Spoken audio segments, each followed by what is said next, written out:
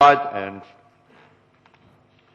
fortunately for me, made an interesting and very gratifying decision that has enabled me to travel here to India and spend a wonderful 2 days with you and sharing in these the ideas that have contributed.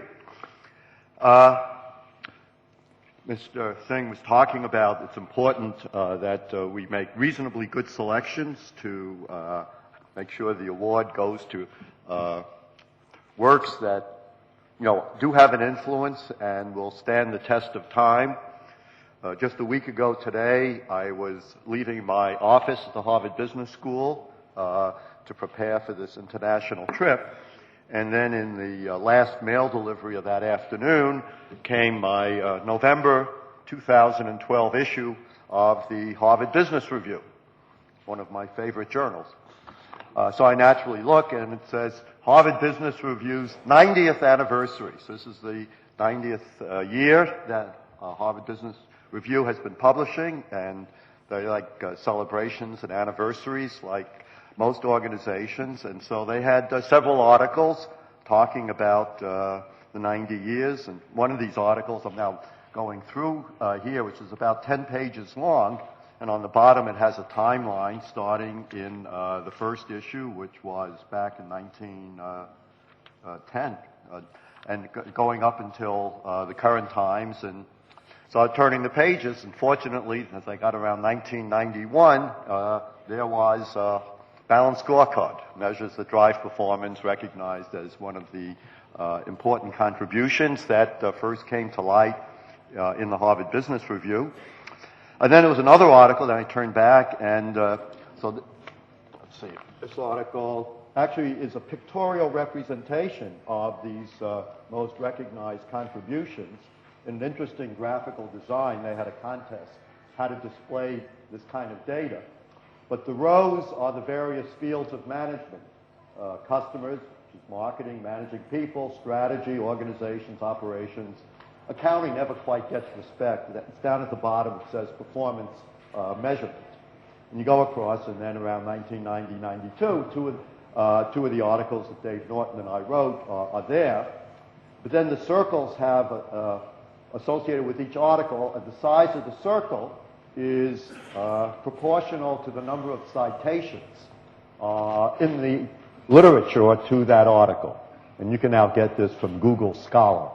They keep track of citations to articles. It's one of the academic performance measures for faculty. What is the citation count?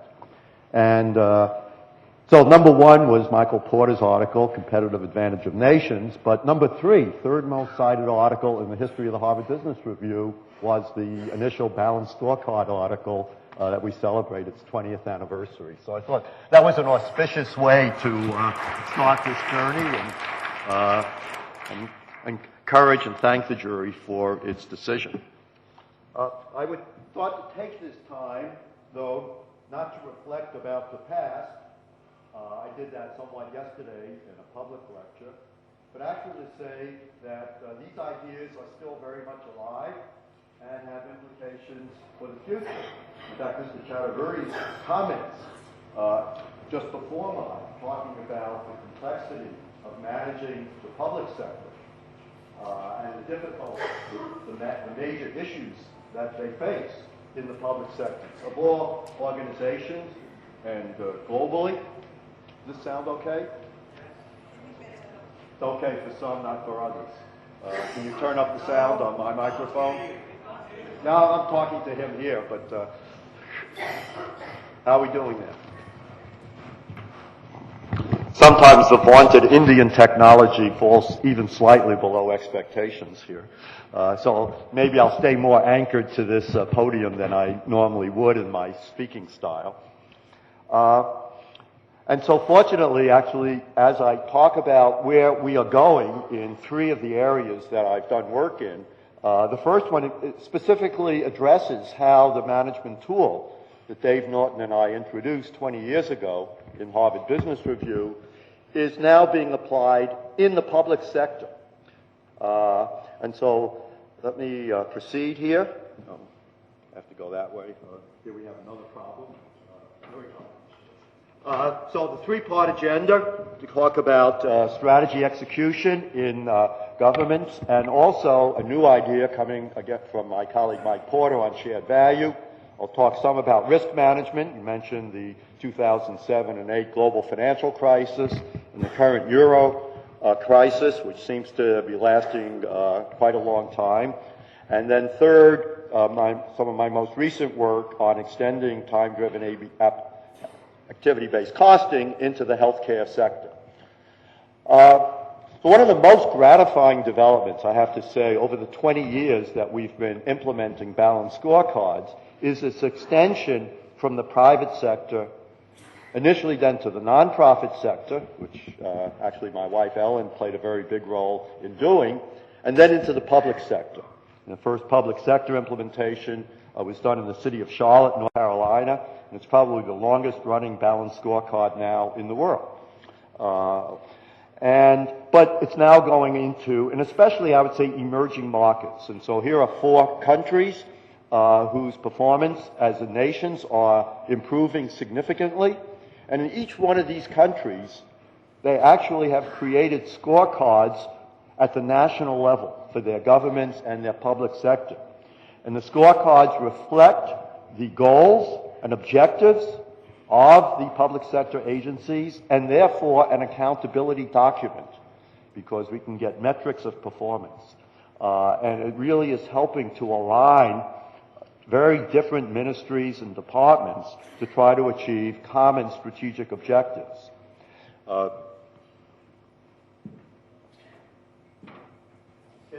a more basic level, it's an easier level, is to do it down at the level of cities. Cities actually are closer to the citizens, and they often are more directly responsive to the needs and aspirations of their citizens than nations would. And so in cities as diverse as Barcelona in Spain, a relatively small city by international standards, Iloilo in Philippines, also the city of San Fernando in the Philippines, Brisbane in Australia, Christchurch in New Zealand, and a major province in Brazil, the Rio Grande do Sul, have all worked to create strategy maps and scorecards to reflect, first, that we actually have a strategy. There's a distinctiveness. What would cause people to work here and to live here, or to have their business meetings, or take their vacations here? What are we going to offer our citizens and the rest of the world that will make us an outstanding city? And so you actually think about things like that, express it in a strategy map, and then a balanced scorecard of measures, and then all of the various departments are held accountable for delivering the performance that will lead to the successful implementation of the city's strategy. And in the Philippines, this idea has spread across the country. The person who is leading this, a former economist at the World Bank, actually has set up a training institute for the mayors and the senior staffs of all the cities, if they're interested in coming. And one of the success measures is of 30 mayors who are implementing this approach in their cities that ran for re-election in a recent set of elections. 29 of them got re-elected. That the citizens actually thought, this is really a good idea. We actually have a mayor and a city administration that's trying to make our lives better, not just make political handoffs to their friends and their supporters. They're actually working to deliver valued service to the citizens. Next slide, please. So just specific examples of this. This is the basic structure for the strategy map, and the board here is too small to see this. It's same as a private sector strategy map. What outcomes are we trying to create for our citizens? What is it we can do? What do we want to do that makes their lives better off? And then you go down to the process level. What skills and what are the critical processes that enables us to create and deliver the services that make citizens' lives better? And then the foundation is what infrastructure do we have to have? And the infrastructure, of course, is education. You talked about better regulation that allows entrepreneurship to occur and businesses to grow and expand. It has to do with roads, airports, of course, other forms of transportation, telecommunication, designed to excel in those areas of the economy that they've selected for delivering better performance for the citizens. So specific examples of this, next slide please. This actually is the strategy map for Botswana. So the civil service of Botswana, with their rulers, has come together and say, what are we going to do? What are we going to do for our citizens? And you see 3 high-level objectives at the top. Improve the quality of life in our people. And you can measure that by income, by relief of poverty. National stability, of course, is security. That has to do and withstand threats from outside and law enforcement inside, and then a vibrant, competitive nation of opportunity for new types of industries to emerge. Right now, it's very heavily dependent on minerals, particularly diamonds, and also tourism. But what other forms of industries can we develop while we still nurture our mining and tourism industry? And that gets down into specific programs and projects about economic growth and vitality, a safe and secure nation. And you see specific strategic themes inside that. If you could get inside that, there are objectives, and there's some blue writing underneath it. The blue writing, the initials, are actual ministries. And so for each of the strategic objective on the strategy map, they identify the lead agency that says it's your role to make this happen. You can't do it by yourself, but you have to take the lead and form what other coalitions you want to have in order to deliver on the objectives. And the idea then, if all the agencies and ministries do their role, collectively we'll be able to execute this strategy and achieve those high-level objectives. And among the ways they can put this into action, next slide please, they take the national plan. So this is National Development Plan number 9. Upper right-hand corner is the National Balanced Scorecard that I showed you with measures and targets. And then each ministry has its own balanced scorecard where it takes the high-level national objectives, translates it into the objectives that it can achieve that will be aligned with the national strategy, but is under their control and influence that they can execute within their ministry. So a very comprehensive, integrated planning process for the entire national government of this country. And then if you've studied the balanced scorecard methodology, you know that after you have the scorecard and you have the targets for performance, you have to select strategic initiatives, strategic projects. And so the budget gets determined not by what the budget of the department or the ministry was last year, plus or minus 2%. It's what money do you need in order to achieve the performance that's on your balanced scorecard. And it's just one specific example. One of the initiatives they felt they needed as part of an education was to have a second university in the country. They said the existing university can't do enough training of the post-secondary education to provide all the skilled employees for the new kinds of companies and jobs that we want to create in Botswana. And so that became a national priority, is to establish a second university. And so, of course, the Ministry of Education has to get a budget. And most countries would figure that out. But they say, well, actually, though, we need to have a construction budget to build the university. And we need to get roads to where the university is going to be built. And so they had to give a budget authority to the transportation department. And the students need to be able to read at night when it's dark. So they're going to need electricity. We're going to need running water. So the Ministry of Energy also needs a budget development. And so they actually worked through, for this national priority, the university, that there must be 6 or 8 different ministries that play a role in this national priority project and got budgets to enable them to do their share.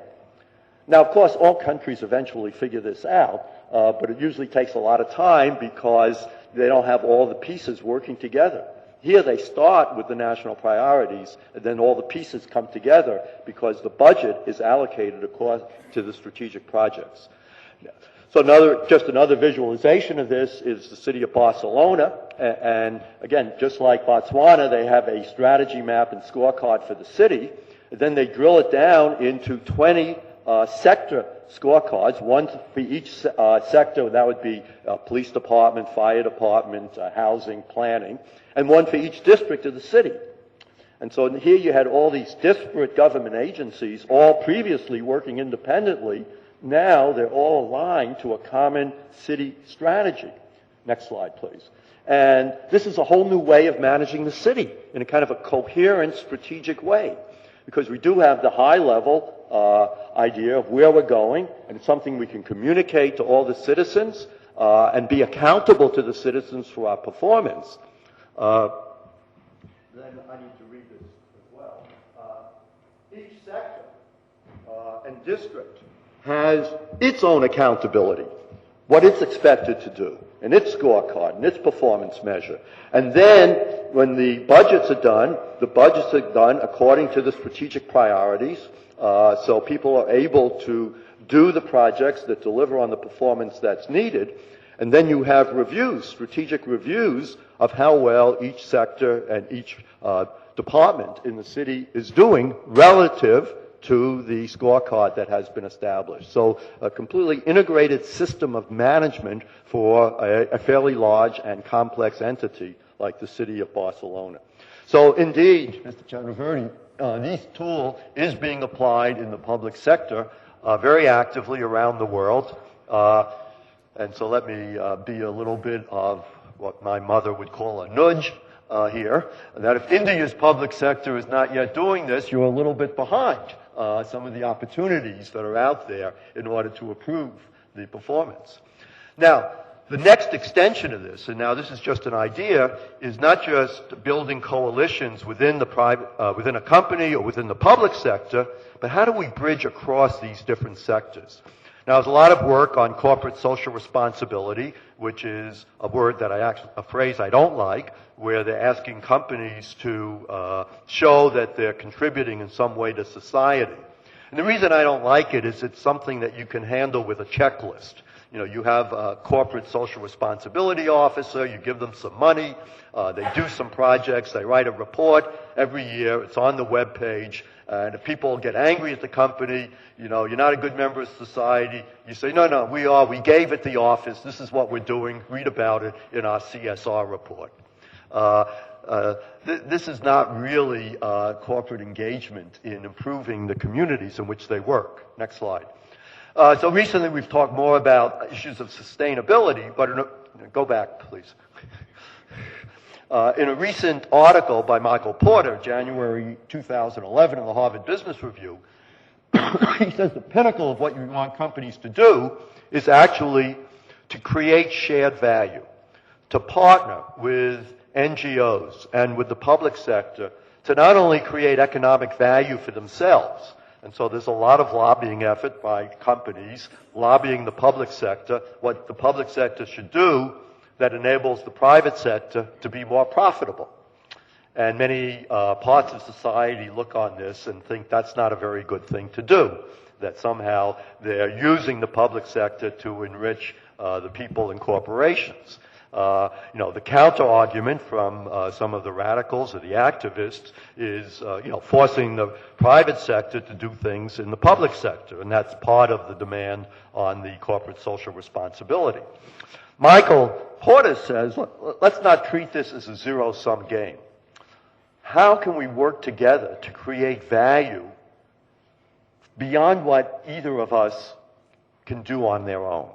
And so this is, again, this form of collaboration that we talked about just before here, Mr. Chakravarti. How do we do this? How do we have the management tools to do this? Next slide, please. So just to be explicit about this idea of shared value, Porter talks companies create shared value when they enhance their competitiveness, which means they still have to give good returns to their shareholders. This is still partly Milton Friedman. The business of business is business, making money. So anything the company does should help the company, should deliver economic value. But at the same time, find ways to advance the economic and social performance in the communities in which they build their products, deliver their services, and sell their products and services. And so that is the expectation, I believe, of businesses going forward. For 200 years, earning a good profit and a good return on investment was considered okay. If you did that, that was the role of business. But I think as we've surveyed managers and CEOs around the world, they're saying the expectations on them today and in the future are to do more than that. And this is what they're saying. They are expected to play a more active role in society. So go forward. And so the examples that Porter gives of creating shared value, some of them just come from the normal profit-seeking motives. Introduce new products into markets that meet societal needs. And so products that are more nutritious, that are more conservative in the use of energy and water, companies that build employee skills, improve the health and safety, providing finance and products and services to the billions at the bottom of the pyramid. So the work of C.K. Prahalad, who probably, if he was still living, would have won this award instead of me for his pioneering work in that area. Also, the sustainability idea to reduce pollution and energy. And Porter's idea, of course, of the competitiveness of clusters, that as companies get bigger and attract competitors, then suppliers come in, and there's a very virtuous circle of suppliers and excellent companies competing with each other, competing for talent, but also adding to their skills and capabilities. So this is briefly Porter's idea. Now, how does that connect with anything that I do? Next slide. Is how do you actually make this happen? How can companies implement a shared value strategy? And this has actually been problematic. Now, one of the things we've learned in implementing Balanced Scorecard over the past 20 years is that creating that strategy map and scorecard is a powerful tool for creating a consensus and commitment among the people who build the scorecard. They leave that, it's a difficult process to agree on the strategy and how to measure the strategy. But after they've gone through it, they say, we have a degree of clarity and consensus about the strategy among the executive team that we've never had before. Then the examples I gave you before of Barcelona and Botswana and the province in Brazil, Rio Grande do Sul, which actually was a grassroots movement that bypassed the government entirely and came up with a strategy for that province on their own, and then handed it over to the government to help, asking them to help implement this strategy. So again, it just created a consensus about the strategy and a commitment to make it happen. So my thought was, and the current thought is, imagine if a company operating an environment where there are increasing expectations on what it should be delivering in its communities, brought the people from the communities and from the public sector into the discussions and jointly sit around the table and say, let's see if all of us can create a strategy map that delivers a strategy that delivers economic value for the company. Because if we can't get good financial returns, we can't put the capital in to invest in it. And at the same time, however, what are the most important objectives that you want us to help to contribute into the community? And let's put those on the strategy map as well, and have that dialogue. And then just like in Barcelona or in Botswana, assign accountability for who does what. Much of it will be done by the company, but some of it has to be done by an NGO, or it has to be done by a community group, or it has to be done by the local government or the provincial government. And so these different parties actually not only come together to agree on what the strategy is, how do you measure that strategy, they'll agree on which project should be done, where should the resources go, and who has accountability for delivering different parts of that integrated strategy to create shared value. So if you're asking, what are the new directions potentially for a balanced scorecard, to me this is by far the most promising, is the idea of using the neutral agenda of creating a strategy map across organizational lines, and especially across private sector, public sector, and the NGO sector, to agree, on what is a strategy that we can all work on and we all contribute to, and that will deliver not just who gets what from the existing size of the pie, but enables us to grow the pie substantially. And so communities get better, there's more employment, better training, more opportunities for suppliers, the environment will get better, because that will certainly be one of the objectives. So that's kind of things I'm thinking about, and I hope to work on some projects or oversee some projects that will see whether we can actually create these shared value strategies using the tool that I've been helping to implement over the last 20 years. Let me move on into the other two areas. The second one is risk management, and this was definitely a response to the global financial crisis of 2007, 2008, which made me aware of a major defect in companies' management systems. The idea that a relatively small decline in a specific asset class, U.S. real estate, residential real estate, could cause the catastrophic failures of great companies like Lehman Brothers and Merrill Lynch, and basically Citigroup, though it was not allowed to fail, and several UK banks and others around the world, suggested there was a major weakness in these companies' management systems. And I felt, gee, I've now seen this a couple of times already with failures in companies' cost systems and then in their performance measurement systems. And here comes a third system that wasn't working, which was risk management. So for the last 4 years, I've been trying to understand this area, make some progress in it. And the progress was summarized in a recent Harvard Business Review paper, June 2012, just a few months ago. And one of the things I learned was that risk is not simple. There is different types of risks, and there are different kinds of risks. They require different management tools for identifying the risk and managing and mitigating those risks. There's already an ISO standard on risk management, which strikes me as grossly premature. I mean, how can you write a standard about a phenomena that we don't understand at all? And we understand risk management very little.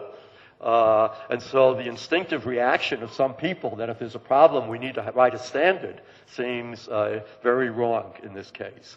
We need a period of innovation and experimentation and learning if we're going to make progress in something as complex as risk management. So among the progress that I've made is first, the risks that we're most familiar with are risks that we know about and we know how to prevent. And these are the risks caused by employees doing the wrong thing, stealing money, embezzling, making information available, failing to do their jobs well, exceeding their authority for trading and investment, which is the failures in many of the investment banks that have come on and continue to go on. These are risks we know about, we know how to prevent them, we know how to have internal controls and internal audit, and when these failures occur, it's because we're just not doing things that we really do know how to do. But they still occur. Well, second, and more interesting even now kind of risk, it's more interesting because we know less about it, is the risks that are inherent to our strategy, which is what I want to talk about here briefly this evening. And these risks we can't drive to zero. Any strategy has inherent risks, and we voluntarily take on those risks because it gives us the opportunity to earn higher returns. But having said that we take on some risk, that doesn't mean we ignore the risk. We still need to identify the principal risks and try to mitigate the most likely and the most consequential. And then the third kind of risk, which I'm not going to be able to talk about, is just risks that come from the external world. And some of it comes from natural disasters, such as floods or the Hurricane Sandy that just hit the United States and has severe consequences on many companies. Has nothing to do with their strategy. It's not a breakdown in internal control systems. It's just the risk of operating in the world. It's risks from currency crises, macroeconomic failures, wars and insurrections, the Arab Spring. Now, they're external. Company has no control over these risks, whether they occur or not, but they have to think about which are the major types of external risks that are out there, and what can I do in advance that would limit the damage from some of these external events. So these, I've identified 3 different categories of risks. The one that I think I can say the most about is the strategy risks. And so this is, go back please, just try to stay with me. Okay, next page. Okay, and so there's a wonderful quote from Mark Zuckerberg of Facebook, and he's, he's created this great company. You could go to the movies, Social Network, to find out how he did that. At one point, they had a market capitalization of $100 billion. Didn't last very long, but it's still a very highly valuable company. He says, thinking great things means taking risks. This can be scary and prevents most companies from doing the bold things that they should. But in a world that's changing quickly, you're guaranteed to fail if you don't take any risks. The riskiest thing is to take no risks. Okay? But risk management doesn't mean avoiding risk. In fact, if you're good at risk management, you can be like Facebook and take on even more risk and get a competitive advantage because you are able to identify the risks in your strategy and mitigate and minimize the impact of those risks through your effective risk management. So a lot of the thinking about risk management, I think, is wrong because I think it's about avoiding risk, and actually it's just the opposite. It's about enabling companies to take risks, earn higher returns, but do it in ways that don't sacrifice the sustainability and survivability of their company and don't create a global financial crisis as the failures in Lehman Brothers, Merrill Lynch, and other firms unfortunately did 5 years ago. So strategy risks are the risks the company accepts to execute its strategy. Next slide. What are examples? Oil company drills for oil and gas 3 miles below the surface of the Gulf of Mexico. Pretty risky. Why do they do that? That's where the oil is. All the easy places to find oil and gas in the United States have already been found. So now the only place to find it is in risky places. But that's part of the risk-reward framework. Boeing decides to develop a new aircraft, the Dreamliner, decides to make it 50% out of plastic, and had never done anything like that before.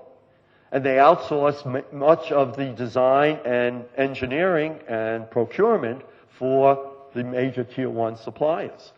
Why are they doing this? Because, well, they want planes to be lighter, fuel efficient, less polluting. And they're willing to take the risk of a radical new design in order to get that return. And you may have, if you're following space issues, know that in August 2012, a few months ago, we landed an unmanned mission on Mars.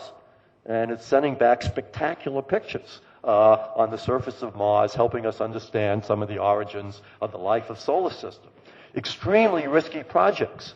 And Jet Propulsion Lab, who designs and helps build these missions, had many missions that cost $1 billion, got near the surface of the Mars, and never heard from it again. Why do you undertake such expensive, risky projects? And someone's decided, well, the rewards are worth the risks. So these are 3 examples of strategy risks. Now, not all of them work out. So this one, BP's very risky strategy went up in flames 2.5 years ago. Next slide. And the reason? Well, it was a bad culture and insufficient attention to risk management.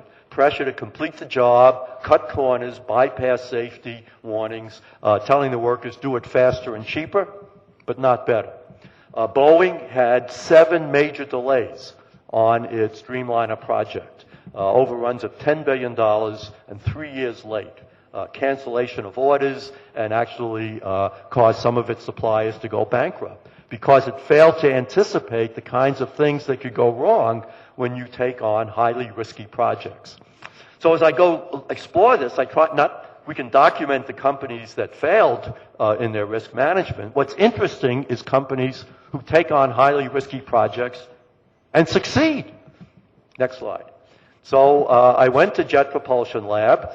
This is the nature of the mission. After 5 years of research and development, you finally launch the mission.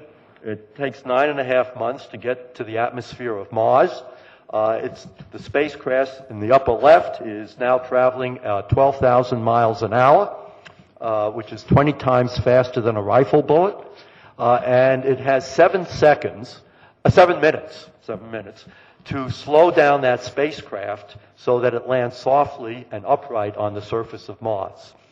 It takes 10 minutes for a radio signal to get from Mars to Earth, which means by the time that the control room learns that this spacecraft has now entered the atmosphere of Mars, the spacecraft, in fact, has already landed, for better or worse.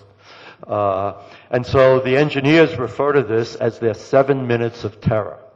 And in August, if we were following the landing, there was a lot of talk about this 7 minutes of terror. What this tells you is that if anything goes wrong, you had to have anticipated in advance and put in countermeasures and backup and redundancy that will take care of itself automatically. Because you don't have time to react during the mission itself. It's an extraordinarily risky endeavor. And so I thought, okay, yet it seems to work, and it did work, fortunately. How do they do that? And so I go to the Jet Propulsion Lab, next slide, and I meet the Chief Risk Officer, who's called the Chief Systems Engineer, Gentry Lee. And he said, risk mitigation is not easy, it's painful. It's not a natural act for humans to perform. Next slide, please. And he said his role is not to stop innovation or to stop risky projects. He says innovation is essential. He says the problem I have is the engineers who work for Jet Propulsion Lab graduated from the top schools at the top of their class. So in your terms, these are like the people who are in the top 5% of the Indian Institutes of Technology, except they measured it in physics or astrophysics rather than computer science. So what these means is these people have never been wrong in their life. They've aced every single exam. And in their mind, everything they do will always work. That's how they get to be at this company. He says, imagine doing risk management in this situation. And my job is not to inhibit them and not to prevent them from thinking bold things. Innovation, looking forward, is absolutely essential. But innovation needs to be balanced with reflecting backwards. And that's this two-faced God, Janus, who's looking forward. That's the innovation and the risk-taking, but also has to have the wisdom and experience looking backwards to think about what can go wrong. If anyone who has ever practiced as an engineer, as I did briefly, learned a very important engineering law, though I didn't learn it at MIT, I only learned it once I started to work. It's called Murphy's Law. You all know Murphy's Law? Murphy's Law, anything that can go wrong, possibly go wrong, will. How do you make these engineers aware of Murphy's Law? And so Gentry Lee puts in, next slide please, a whole new process, a risk management process. He creates an internal review board made up of independent experts in the field of missions, space missions. And these people meet with the project team once a year, and they challenge their assumptions. You know, what if this component fails? What are the parameters under which this is supposed to operate? What if the parameters are 20% beyond that? And it creates a culture of intellectual confrontation. And a lot of people in organizations are fearful of raising concerns. Go along with it. Don't be a naysayer. This is where we're going. This is extremely dangerous to risk management. That culture was exactly what happened in Wall Street. People were afraid to speak up. The CEOs inhibited active discussion and challenges to the assumptions of the strategy. What you see here in Jet Propulsion is to make challenging and disagreements an essential part of the strategy and discussions about the strategy. And so it's a very powerful risk management process. It's a very simple thing to do, just to legitimize people and give them the authority to question the assumptions, and from that decide which are the major risks that remain, and to have the time and the money to mitigate those risks that are, the most problematic to the mission, which they do. In another organization, they have very different types of risk meetings, but still effective, where they bring in groups of employees at different levels and different functions, and they sit together, they talk about what are the major risks they felt, and they vote which are the most likely, which are the most consequential, and based on those, they decide how they allocate resources to mitigate the risks. And then in a financial bank, in JP Morgan Chase, their risk management actually, because their risk profile can change in an hour, or even by a single trade. You could change the risk that the division has taken on. And they sit a risk manager right next to one of the investors or one of the traders. And his job, that risk manager's job, is just to make the line manager understand the risk consequences from trading decisions that are going on.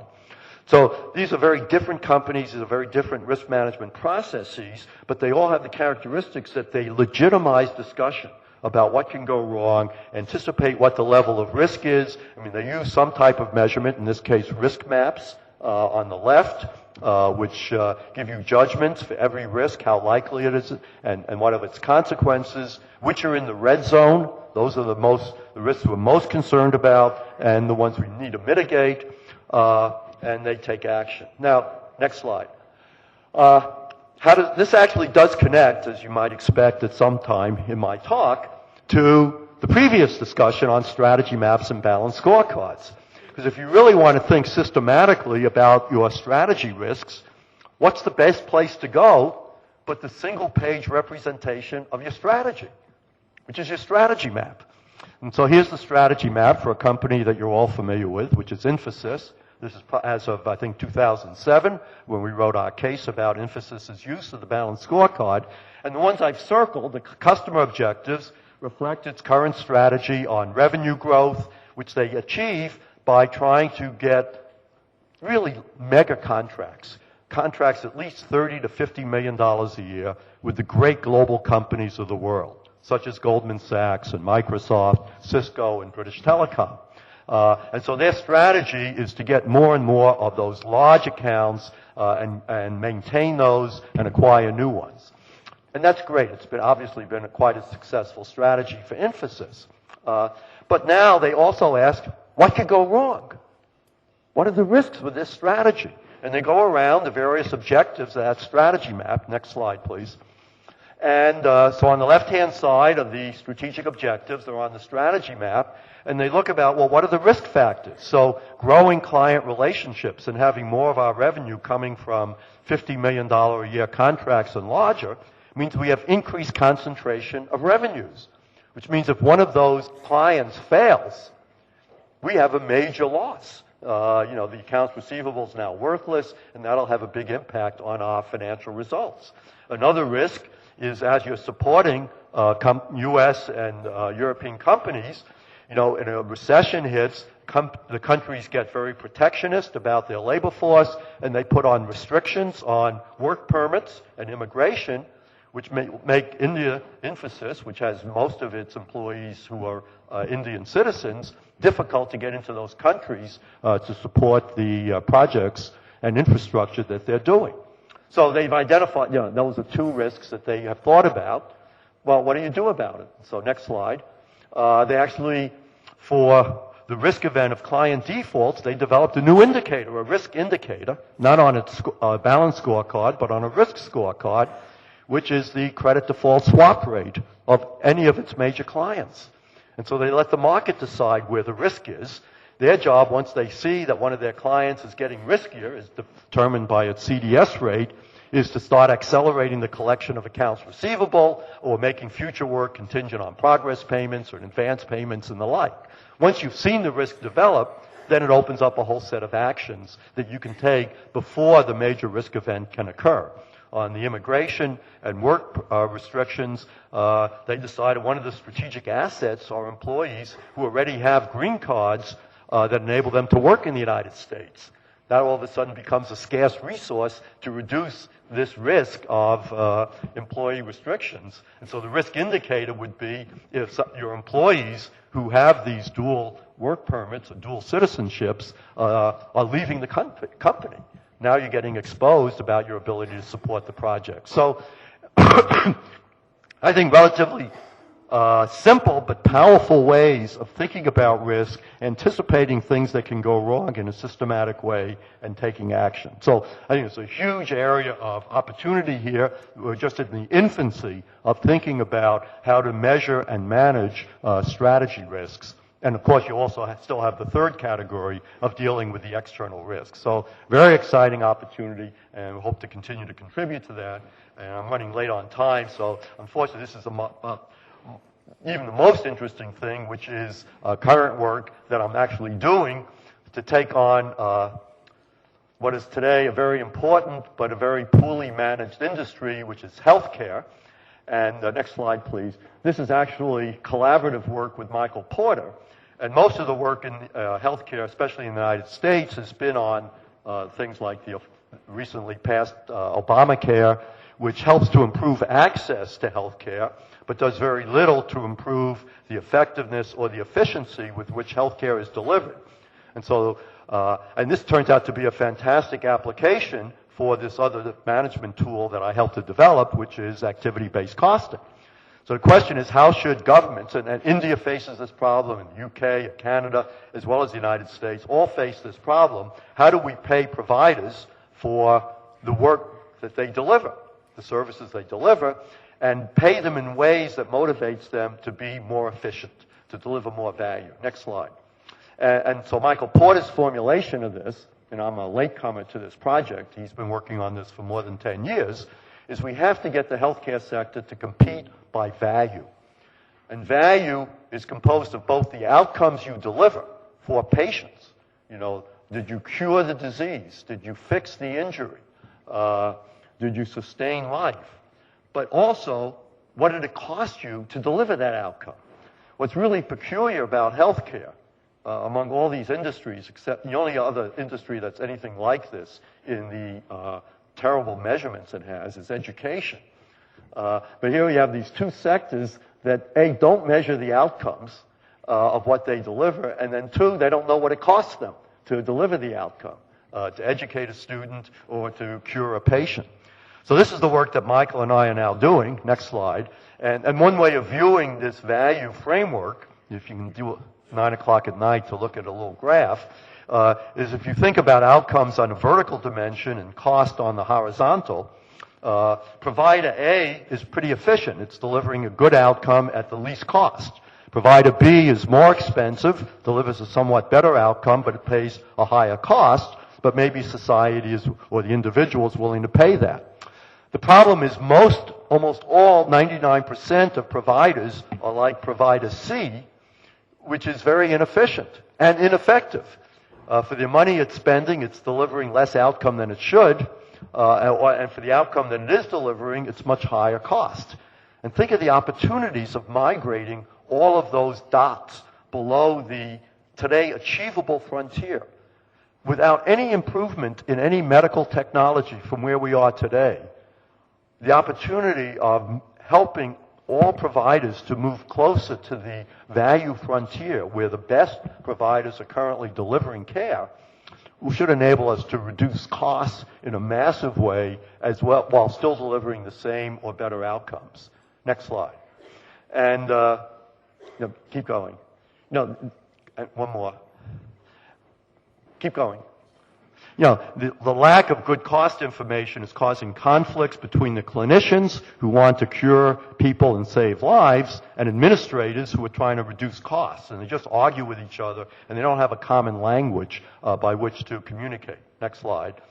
And so the work I've done on costing, time-driven now, activity-based costing, will actually break that wall down and will give clinicians and administrators a common view of what it costs to deliver care. And it starts with first developing process maps for how we're today delivering care. And India has a great industrial engineering tradition, so this should be very familiar, and a tool that's already available to do this process mapping of existing ways we treat patients.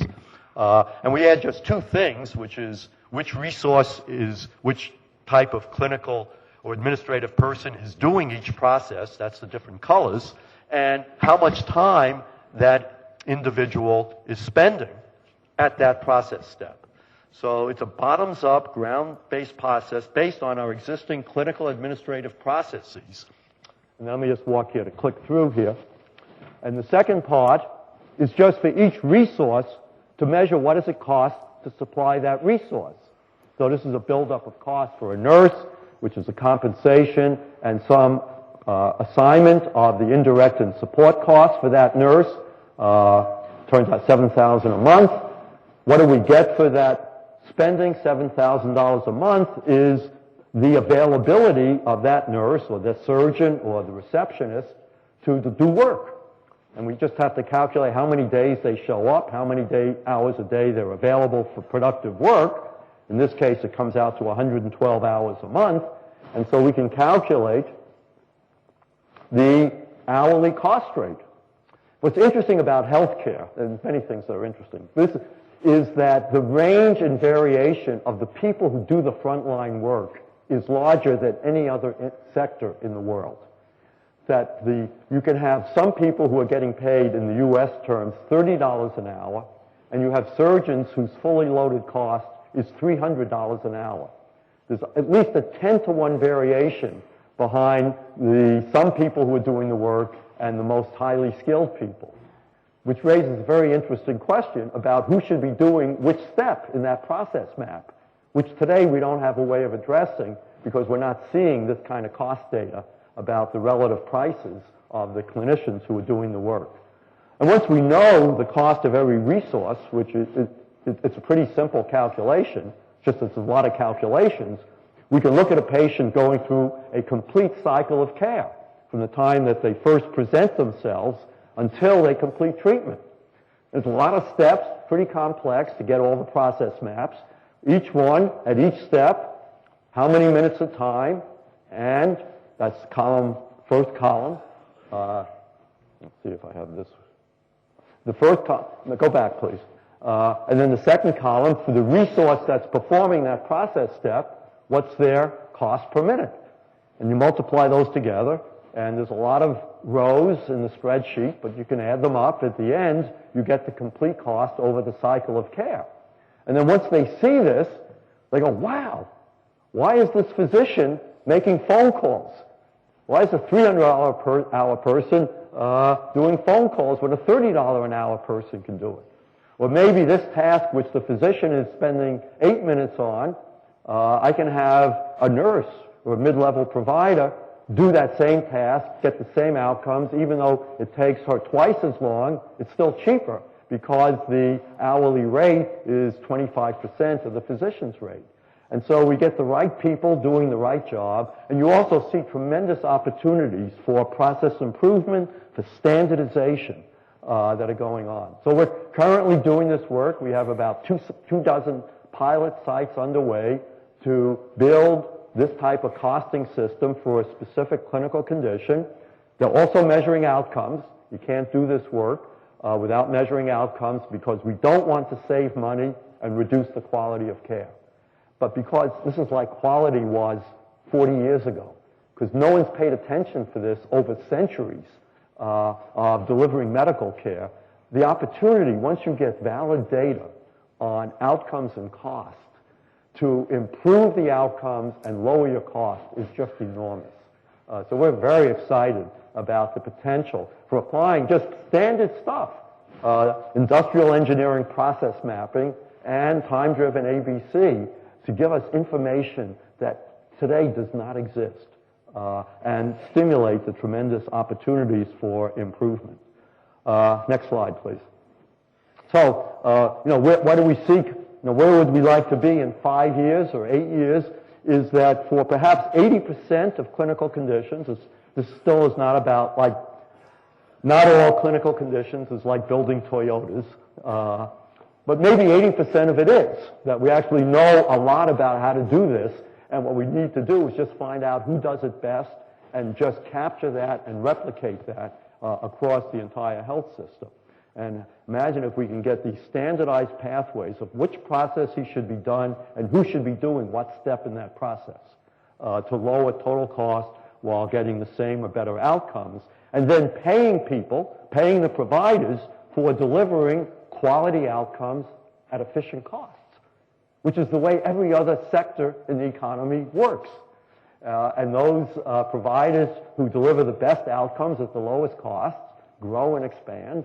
Those who provide poor outcomes at high cost will find themselves going out of business, which is good. If the U.S. wants to get from 18% of GDP to 15% of GDP on healthcare, we can't keep the same number of inefficient providers in the system. And this gives us a tool for rationalizing that industry and enabling the most successful to survive and grow, and really creating penalties for people who keep using inefficient, ineffective processes with huge amounts of unused capacity. So lots of opportunities here. How do we make the public sector more efficient? How do they deliver more service, not more efficient, more effective, deliver more value to the citizens? How do we collaborate across organizational lines to increase the value to be shared across the private sector and communities? How do we identify and manage the principal risks that are in our various enterprises, including actually public sector, so we can take bold, innovative, risky strategies without risking catastrophic failure? And then how do we reform the healthcare system in all of our countries? And what's exciting is the foundation for every one of those that I talked about is measurement. Just much better measurements about our phenomena. So that's why I'm still excited about these opportunities, and while I'll continue to work on them, and I hope to make sure that your jury award will look pretty good even in 10 years. Thank you very much.